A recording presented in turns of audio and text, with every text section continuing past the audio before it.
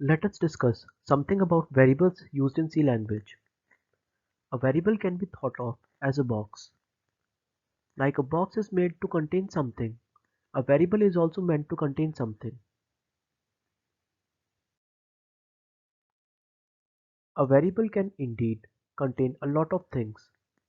For example, a variable can contain numbers like integers and fractions. It can contain characters like A, B, and C, and it can also contain in itself some booleans like true or false. But in a computer program, there are a large number of variables, and hence we need a way to distinguish one variable from the other. We can do so by naming those variables or our boxes. Here we have three variables or boxes, so let's name them. We can name them anything, say var1, var2, and var3. Now, here is a tip on nomenclature of a variable. Always remember that a variable name cannot begin with a number.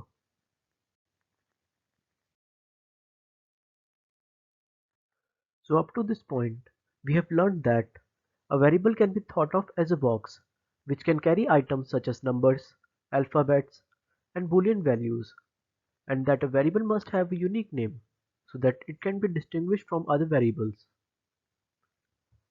So now we move on to declaration of a variable in C language. Whenever you want to use a variable in C, you first have to declare it. In C language, we use data types to declare variables. So whenever we use a variable in C, we must write a word, also called the data type, before using it. These words are specific to the type of entity the variable will contain. For example, if we want to store integer values in a variable, we must write the word int, which stands for an integer, before the variable name. So, a common declaration of a variable will be int var1. The below table gives the type of value the variable can store and its data type.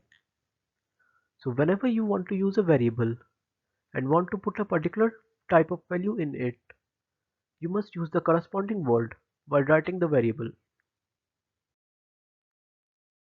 So here is an exercise for you. Suppose we want to store the number -11 in a variable. What data type should we use for that?